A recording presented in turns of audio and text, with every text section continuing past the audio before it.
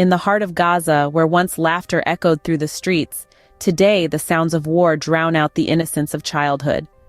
The War of Gaza, a heartbreaking chapter in human history, unfolds before our eyes.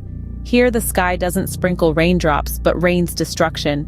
The ground, far from being a playground, bears witness to the pain of a people caught in the crossfire. Buildings that once stood tall, symbols of life and community, now lay in ruins, the skyline forever scarred by the brutal consequences of war. In this grim reality, it's the children who bear the heaviest burden. Their playgrounds turned into battlegrounds, their laughter silenced by the cacophony of conflict.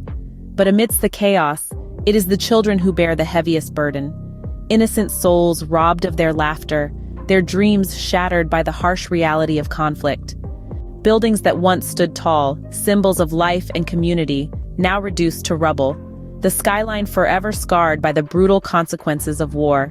In the heart of this destruction, you hear the voices of Gaza, echoes of resilience and hope amidst the ruins. Listen closely, and you'll hear the story of Aisha, a 7-year-old girl who dreams of becoming a teacher, but whose school has been reduced to ashes.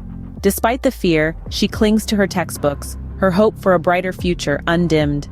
Then there's Ahmed, a teenager who once played football in the streets with his friends. Today he navigates through rubble and debris, a stark reminder of his stolen childhood. But Ahmed refuses to let the war define him. He dreams of a day when the laughter of children playing will once again echo through the streets of Gaza.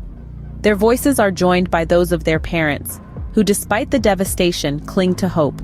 There's Fatima, a mother of 3 who amid the ruins of her once beautiful home, speaks of rebuilding, of creating a safe haven for her children once more. And then there's Mahmoud, a father who shares tales of a time when bedtime stories were about mythical creatures and magical lands, not of bombings and fear. He dreams of a day when he can once again ignite his children's imagination with tales of joy and wonder, not war. But these are not just stories of despair. They are narratives of resilience, of a people's unyielding spirit in the face of adversity. They speak of dreams not yet extinguished, of a future where peace reigns, and children can be children again. It's easy to be detached from the pain when it's far away, but we must remember that these are real people, real families, with dreams and hopes just like ours. Their voices deserve to be heard, their stories deserve to be told. For in their resilience we find a lesson for humanity, that even in the face of immense pain and destruction, hope persists, dreams endure, and life goes on. The cries for peace grow louder each day. It's time to lay down weapons, to choose dialogue over destruction, and to give the children of Gaza the chance they deserve, a chance for a future free from fear. Their laughter should echo through the streets, not the sounds of war. Their dreams should be filled with hope and joy, not terror and despair. We must remember that these are not just statistics on a news report. These are real children, with real dreams, and real futures at stake. Peace is not just a lofty ideal, it's a necessity for these innocent lives. We must look beyond the political rhetoric, beyond the lines drawn on a map, and see the human faces of this conflict. It's time to answer the call for peace, for dialogue, and for understanding.